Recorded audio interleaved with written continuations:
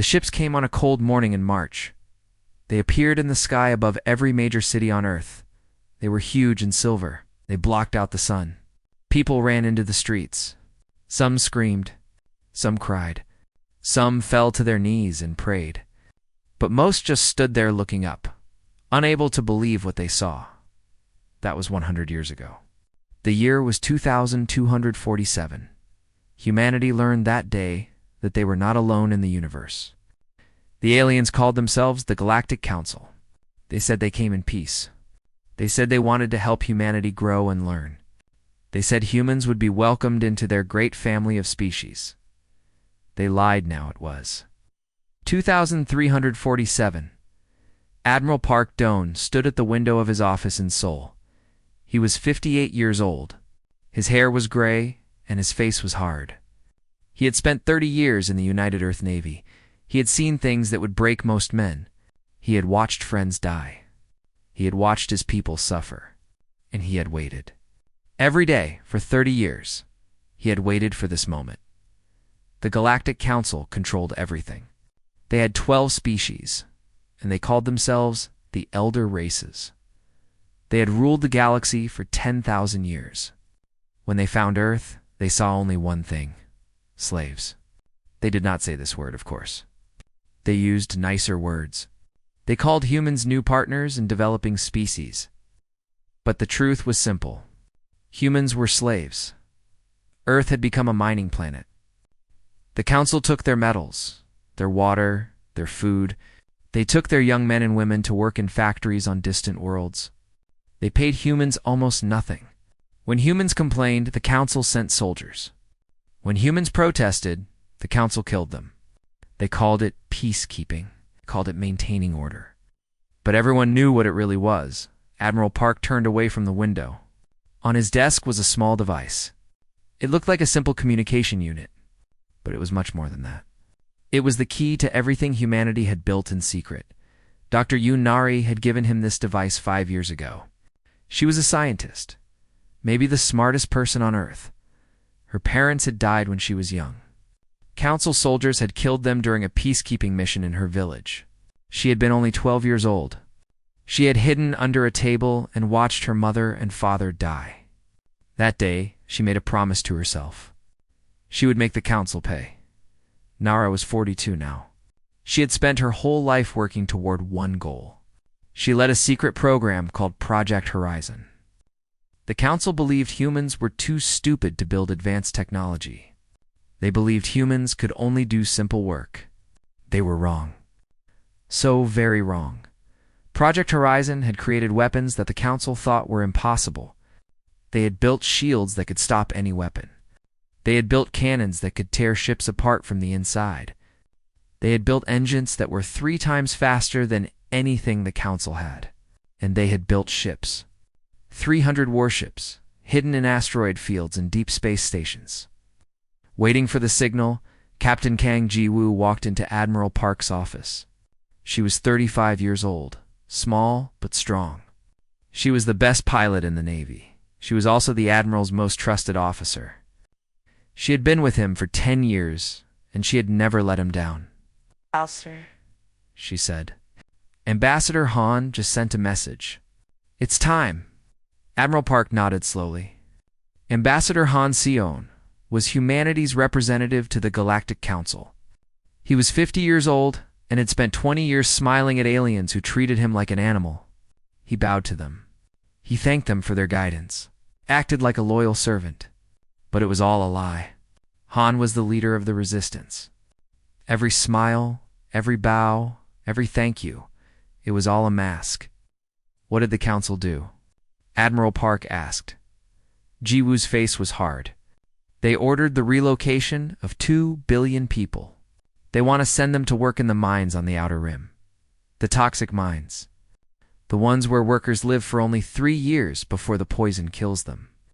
2 billion people. Sent to die in poison mines? Admiral Park felt the old anger rise in his chest. He had felt this anger so many times before. But today was different. Today he would finally do something about it. They have crossed the final line, Ji-woo said. Ambassador Han's exact words. Admiral Park picked up the device from his desk. He held it in his hand for a long moment. This small thing would change everything. One signal, and 300 ships would come to life.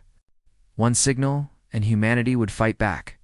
One signal, and the galaxy would never be the same. "Contact Dr. Yoon," he said. "Tell her to prepare the fleet, and send word to all resistant cells on every colony world. Operation Sunrise begins at midnight." "Yes, sir. It will be done." She turned to leave, but stopped at the door. "Sir, I just want to say, I've waited my whole life for this day." Admiral Park looked at her. For the first time in years, he allowed himself a small smile. "So have I, Captain?" "So have I." That night, all across the galaxy, humans received a single message. It came in code, hidden in normal transmissions. Most people would never notice it, but those who knew what to look for understood immediately. 10 million soldiers, hidden on colony worlds for decades, read the message and began to prepare. They checked their weapons. They said goodbye to their families. They made peace with their gods. On Earth, Dr. Yunari stood in her secret laboratory, deep underground. Around her, hundreds of scientists and engineers worked at their stations.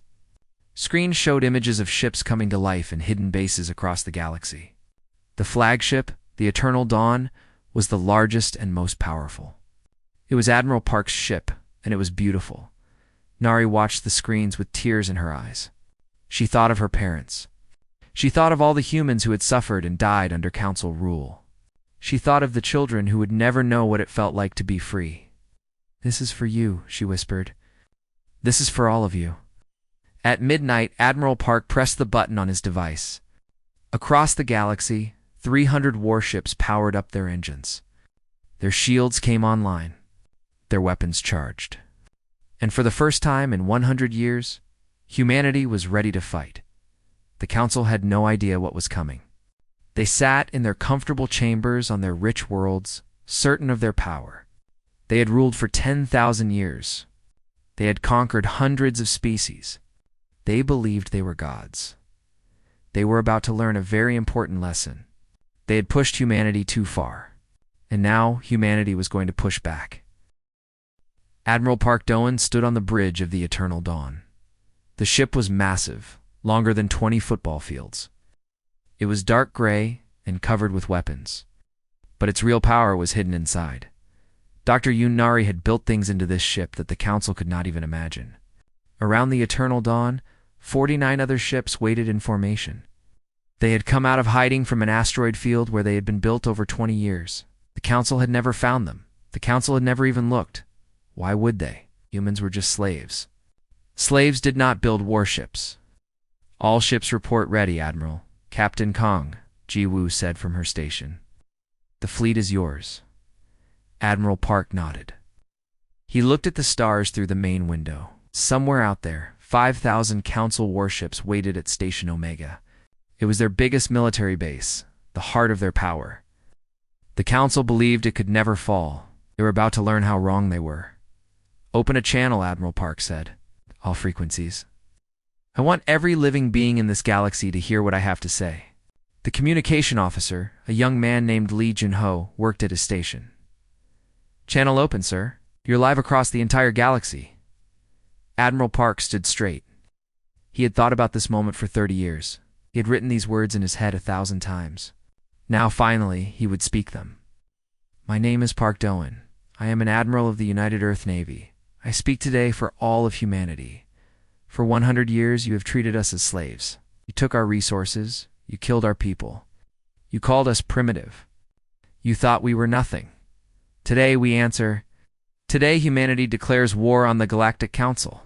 We will not stop until every chain is broken." He paused. Across the galaxy, billions of beings heard his words. Humans cheered. Other species watched in shock. And on the Council homeworlds, the elder races laughed. They actually laughed.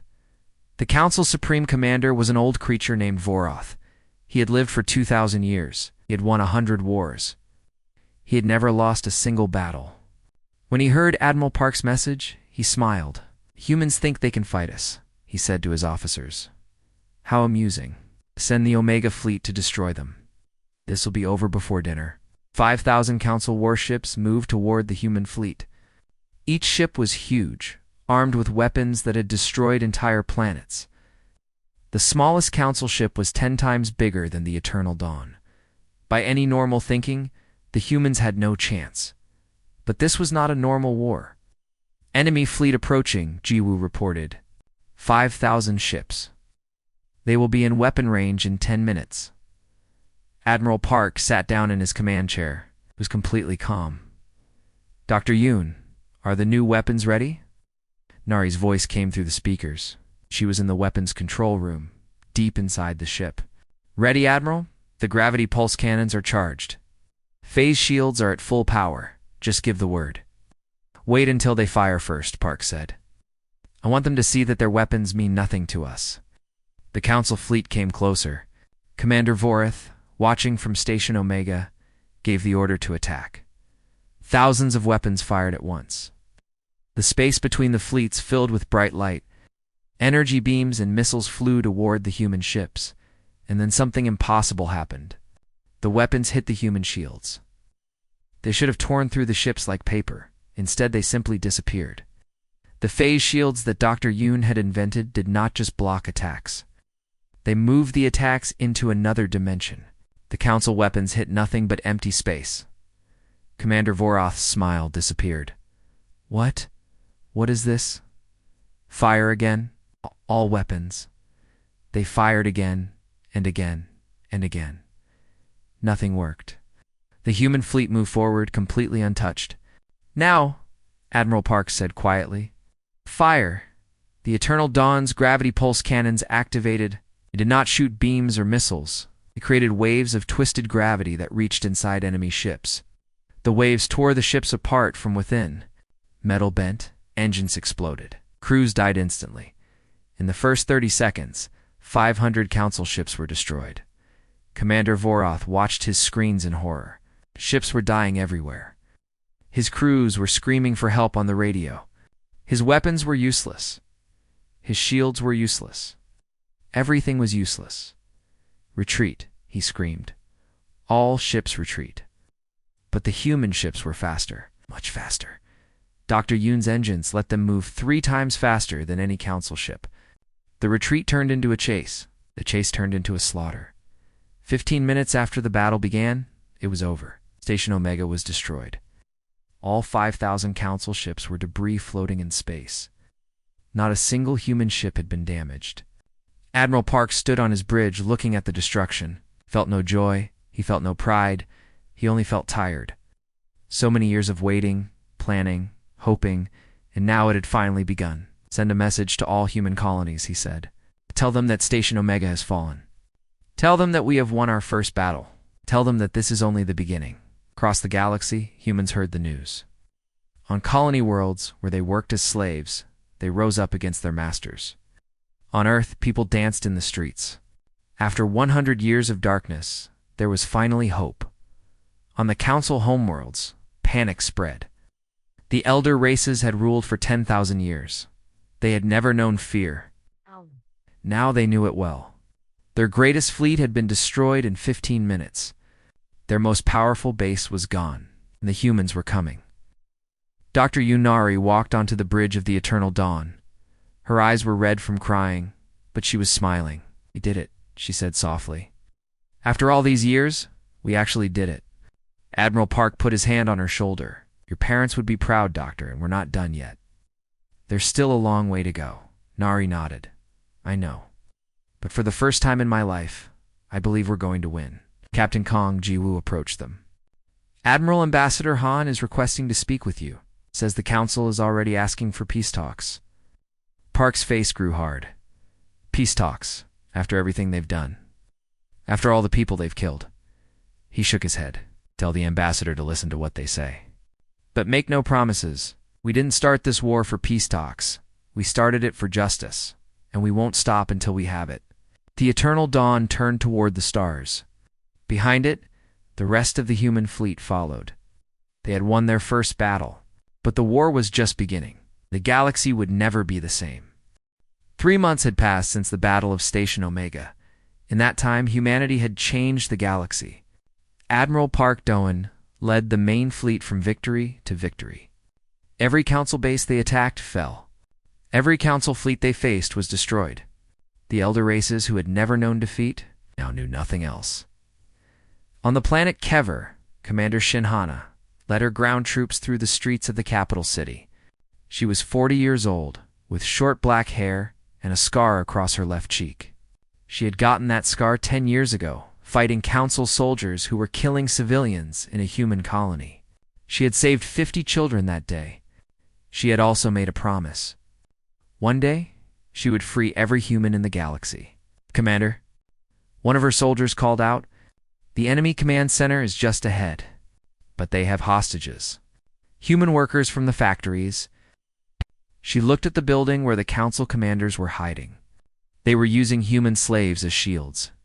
It was a coward's trick, but she had expected it. "How many hostages?" she asked. "About 200. Hannah thought for a moment. Then she turned to her radio operator. "Get me Lieutenant Beak on the Eternal Dawn." Lieutenant Beak Sunho was 28 years old. He was thin and quiet, the kind of person most people forgot about. But he was also the best communications officer in the Navy. He could break any code. He could hear any secret. He had been listening to council transmissions for weeks, learning their plans before they could act on them. "Lieutenant Beak here." His voice came through the radio. "What do you need, Commander?" "I need you to send a message to the council commanders in the building ahead of me. Tell them they have 1 hour to release the hostages and surrender. If they don't, we're coming in. And tell them this: if any hostage is harmed, there will be no surrender accepted. We will take no prisoners." "Understood, Commander." "Sending now." 40 minutes later, the doors of the command center opened. 200 human workers walked out, thin and scared but alive. Behind them came the council commanders, with their hands up. Hannah's soldiers took them into custody.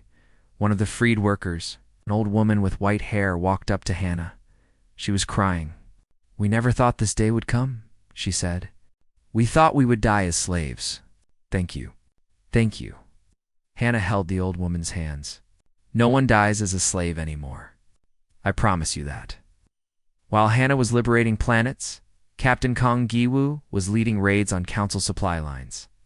She flew a small, fast ship called the Night Wind with a team of just 5 other ships. She had destroyed more than 100 supply convoys. Without supplies, the council armies could not fight. Without food, their soldiers grew weak. Without fuel, their ships could not move. Another convoy down, Jiwoo reported to Admiral Park. "That's their last supply line to the Outer Rim. Their forces there are cut off." Admiral Park smiled. Jiwoo was brilliant. She thought of things that no one else thought of. She saw opportunities that no one else saw. She was worth 100 ships. "Good work, Captain. Return to the fleet. We have a new target." The new target was the council homeworld itself. But before they could attack, something unexpected happened. The council asked for peace talks. Ambassador Han Suan flew to the neutral station where the talks would happen. He wore his best suit. He practiced his diplomatic smile. But inside, his heart was cold. He had spent 20 years smiling at these creatures. 20 years bowing and thanking them while they treated his people like animals. Now they wanted to talk peace. The council sent their highest leaders. 12 of them, one from each elder race. They sat across from Han at a long table. They looked tired and afraid. Han had never seen them look afraid before. He decided he liked it. "Ambassador Han," the lead council member said, "we have asked you here to discuss an end to this terrible war. We are prepared to offer humanity full membership in the Galactic Council. Equal voting rights. Equal representation. All past crimes will be forgiven on both sides." Han listened with his diplomatic smile. When the council member finished, Han leaned forward. Let me understand," Han said slowly. "For 100 years, you enslaved my people. You took our children to work in your mines. You killed anyone who complained. You treated us worse than animals. And now, because we are winning, you want to be friends. You want to forgive us for fighting back against our own enslavement. The council members shifted in their seats. We are offering peace, one of them said. Surely that is what you want. Hans stood up. He was not smiling anymore. You offer us a seat at a table built on the bones of our dead. You offer us membership in a council that murdered our children. You offer to forgive us. He laughed, but there was no humor in it. We do not want your forgiveness. We do not want your friendship. We want justice. What? What does that mean? The lead council member asked. It means we will continue this war until every human is free, until every war criminal is punished, until every chain is broken. There will be no negotiation. There will be no compromise. Han walked toward the door. You created this war through your cruelty. Now you will live with its results. He left without looking back. That night, Admiral Park received Han's report. He read it in his quarters on the eternal dawn. When he finished, he set down the data pad and looked out at the stars. They still don't understand, he said to himself. They think this is about power. They think we want what they have. They don't understand that we just want to be free. Chief Engineer Cho Taiwan walked in. He was 55, with big hands and a kind face. He kept the entire fleet running. When ships were damaged, he fixed them. When machines broke, he made them work again. The sailors called him the miracle worker, Admiral Taiwan said. The fleet is ready. All ships are at full power. We can attack the Council homeworld whenever you give the order. Admiral Park stood up. Then let's end this. Signal all ships. We move at dawn. The final battle was coming, and the Council, for all their power and all their history, could do nothing to stop it. The Council was desperate. They had lost every battle. Their fleets were destroyed. Their bases were captured. Their people were afraid. They had only one option left. A weapon so terrible that they had sworn never to use it. A weapon that could destroy entire star systems. They called it the Void Engine. The Void Engine was old, built thousands of years ago during a war that almost ended all life in the galaxy. It worked by collapsing a star into a black hole. Everything in that star system would be pulled in and destroyed. Planets, moons, ships, people, everything would be gone in seconds. The council leaders met in their deepest bunker. They argued for hours. Some said using the Void Engine was wrong. Some said it was necessary. In the end, fear won. They decided to destroy Earth. Without their homeworld, the humans would surely give up. Lieutenant Baek Sunho was monitoring council communications when he found it. A coded message about the Void Engine. His hands shook as he decoded it. When he finished, he ran to Admiral Park's quarters. Admiral. Sunho burst through the door. You need to see this. Admiral Park read the decoded message. His face went pale. They're going to destroy Earth's sun. Everyone on Earth will die. Everyone. He looked at the young lieutenant. Where is this Void Engine? The dark space system. It's the most heavily defended place in the galaxy. 2,000 warships guard it. And Admiral, the weapon will be ready in 72 hours. 72 hours. 3 days to save Earth. 3 days to stop a weapon that could kill billions of people. Admiral Park closed his eyes for a moment. Then he opened them with new fire inside. Call everyone to the war room, now.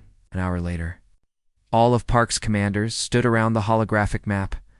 Dr. Yunari, Captain Kong, Gu, Commander Shinhana, Lieutenant Baek Sunho, Chief Engineer Cho Taiwan, Ambassador Han Sawan, who had come from Earth when he heard the news.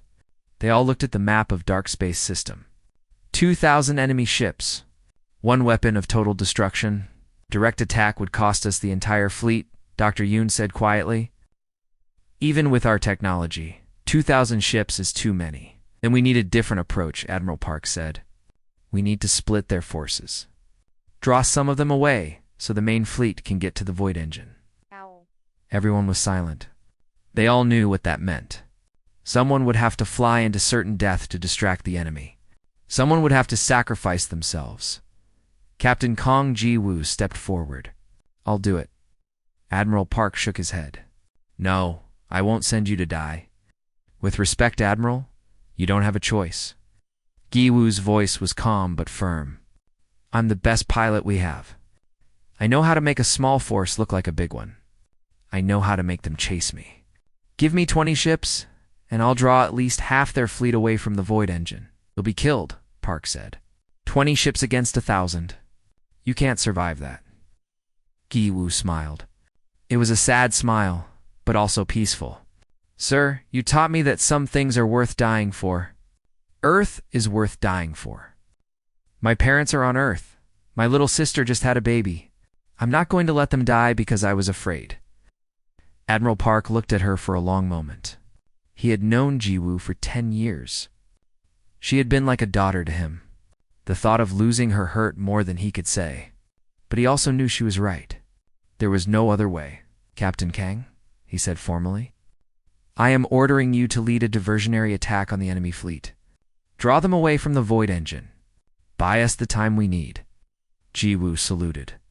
It's been an honor, Admiral. Park returned the salute. The honor has been mine, Captain. 12 hours later, the battle began. Captain Kang Giwu flew the night wind at the head of 20 ships. They appeared on the edge of the dark space system, firing weapons and sending out signals that made them look like 100 ships. The Council took the bait. Over 1,000 ships turned to chase Giwu's small force. That's right, she whispered. Come and get me. While the enemy chased Giwu, Admiral Park led the main fleet toward the Void Engine. Commander Shin Hana prepared her ground troops for boarding action. Chief Engineer Taiwan made sure every system was perfect. Dr. Yoon Nari prayed. The battle was terrible. Giwu fought like a demon. She flew through enemy fire, dodging, weaving, shooting. Her pilots followed her every move. They destroyed over 300 enemy ships. But one by one, her own ships began to fall. 15 ships left. Then 10. Then 5. Admiral Park watched from the eternal dawn. He could hear Giwu's voice on the radio, giving orders, encouraging her pilots, never giving up. He wanted to go back and save her, but he couldn't. He had to finish the mission. We're at the Void Engine, the navigation officer reported. Commander Shin, you're cleared aboard. Hannah's troops flew across the space between ships. They landed on the station that held the Void Engine and began fighting their way inside. Council soldiers tried to stop them, but Hannah's soldiers were fighting for their home. They could not be stopped. Chief Engineer Taiwan went with them. He was the only one who could shut down the Void Engine. He ran through the station while bullets flew around him. Finally, he reached the control room. The weapon was counting down. 30 seconds until it fired. Taiwan worked faster than he had ever worked in his life. His hands flew across the controls. 20 seconds. 15. 10. 5. The countdown stopped at 2 seconds. The Void Engine is disabled. Taiwan shouted into his radio. Earth is safe. Across the fleet, people cheered. But Admiral Park did not cheer. He was still listening to Giwu's radio channel. He heard her final transmission. Admiral, I'm glad we did it. Tell my sister. Tell her I love her. And Admiral, thank you for everything. Then there was only static. Admiral Park stood on his bridge, his face showing nothing. But inside, his heart was breaking. Giwu was gone. The bravest soldier he had ever known. The closest thing he had to a daughter, gone. Dr. Yoon Nari came to stand beside him. She said nothing. There was nothing to say. They had saved Earth. They had stopped the Void Engine. But the cost had been too high. We will remember her, Park said finally. When this war is over, we will make sure the galaxy knows what she did. What all of them did? Nari nodded. She saved us all. They all did. Admiral Park took a deep breath. The war was not over yet. There was still work to do. But he would never forget this day. He would never forget her. Set course for the Council homeworld, he ordered. It's time to end this. The war ended on a quiet morning. Admiral Park Do-won stood on the bridge of the Eternal Dawn as the last Council fleet surrendered. One by one, the enemy ships powered down their weapons and raised white flags. After 6 months of fighting, after thousands of battles, it was finally over. The Council homeworlds fell without a fight. The elder races, who had ruled the galaxy for 10,000 years, walked out of their palaces with their hands up. They looked old and tired and afraid. They had never thought this day would come. They had believed they would rule forever, but humanity had taught them something important. No one rules forever, not when they build their power on the suffering of others. Admiral Park walked through the great hall of the council building. It was huge, with golden walls and ceilings so high you could not see them. Paintings of great council victories covered every surface. Statues of elder race heroes stood in every corner. It was a temple to power, and now it belonged to humanity. But Park did not feel proud. He felt tired. So very tired. He thought of Captain Kong Ji-woo. He thought of all the soldiers who had died. He thought of the 100 years of slavery that had led to this moment. Victory felt empty. Commander Shinhana walked beside him. "Sir, what do we do with them?" "The council leaders, I mean?" Park stopped walking. He looked at the council leaders who were being held under guard nearby. They expected death. He could see it in their eyes. They had killed millions of humans over the centuries. They knew they deserved to die. "We're not going to kill them," Park said. Hannah looked surprised. "Sir, if we kill them, we become like them. We become the monsters they were." "No," Park shook his head. "There will be trials. Fair trials. Those who committed crimes will be punished, but we will not commit genocide. We will not become what we fought against." 1 year later, Ambassador Han Si-won stood before a new galactic council. But this council was different. It was not made of elder races who thought they were better than everyone else. It was made of representatives from every species in the galaxy. Every species had one vote. Every species had equal power. No more masters. No more slaves. Just beings working together. Today, Han said to the assembly, we begin a new age. For thousands of years, this galaxy was ruled by fear. The strong took from the weak. The powerful crushed the powerless. That time is over. From this day forward, we will build something different. A galaxy based on equality. A galaxy based on justice. A galaxy based on hope. The assembly cheered. Species that had been enemies for centuries stood side by side and applauded. It was a new beginning. Han was elected the first chancellor of the new Galactic Council. His diplomatic smile was now real. After 20 years of pretending to be happy while his heart burned with anger, he was finally truly happy. He had a purpose. He would build a galaxy worth living in. Admiral Park Do-won retired to Earth. He bought a small house on a hill overlooking the ocean. He spent his days reading and walking on the beach. Sometimes old friends came to visit. Dr. Yu Neri came often. So did Commander Shinhana and Lieutenant Baek Sunho. They would sit on his porch and talk about the old days. But every year, on the anniversary of the Battle of Dark Space, Park went to a special place. It was a memorial garden built for Captain Kong Ji-woo and the soldiers who died with her. Their names were carved in black stone. At the center stood a statue of Ji-woo. Looking up at the stars, Park would stand there for hours, not speaking, just remembering. He remembered her smile. He remembered her courage. He remembered her final words. Sometimes he cried. He was not ashamed of his tears. She had earned every one of them. Dr. Yu Neri did not retire. She opened a new institute called the Galactic Science Academy.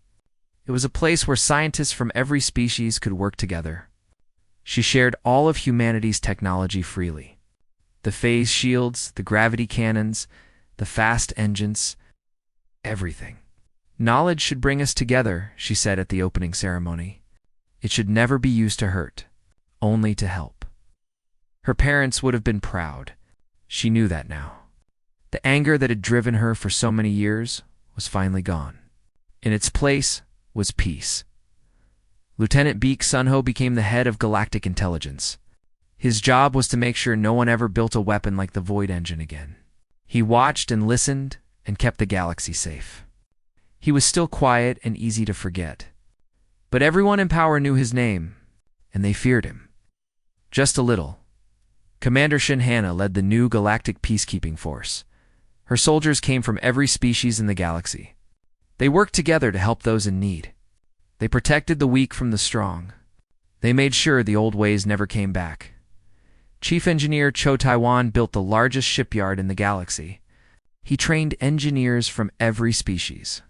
He taught them that machines were not just tools. They were acts of creation. They were dreams made real. His students loved him. They called him grandfather. On Earth, a monument was built. It was so large that you could see it from space. It stood on a hill near where the alien ships had first appeared, 101 years ago. The monument was simple. Just a tall pillar of white stone with words carved into it. The words said, "We came in peace. You answered with chains. We answered with fire. We built with hope. Never again." Below the words were names. Thousands and thousands of names. Every human who had died in the war for freedom. Captain Kang Ji-woo's name was in the center, larger than the others. Around it were the names of her crew. They were together in death, as they had been in life. People came from all over the galaxy to see the monument. They came to remember. They came to learn. They came to promise that the mistakes of the past would never be repeated. Admiral Park Do-an visited the monument on the last day of his life. He was 93 years old. His hair was white, his body weak, but his mind was clear. He stood before the stone and read the names he knew so well. "We did it," he whispered. "We really did it." He died that night peacefully in his sleep. They buried him next to the monument, next to Ji-woo's memorial stone. In death, the old admiral finally found the peace he had fought for all his life. The galaxy moved on. Years became decades. Decades became centuries. New generations were born, who only knew about the war from history books. But they never forgot. They never could forget. The galaxy had pushed humanity too far. Humanity had declared war, and the galaxy had learned a lesson it would remember forever. Some species refuse to stay down. Some species fight back. And when they do, nothing in the universe can stop them. The stars shone on. Life continued. And somewhere, in a better galaxy than before, the children of all species played together under alien suns. They did not know hate. They did not know chains. They only knew peace. This was the gift that Admiral Park and Captain Kang and all the others had given them. This was what they had died for. This was what they had lived for. Freedom, justice, hope, never again, the end.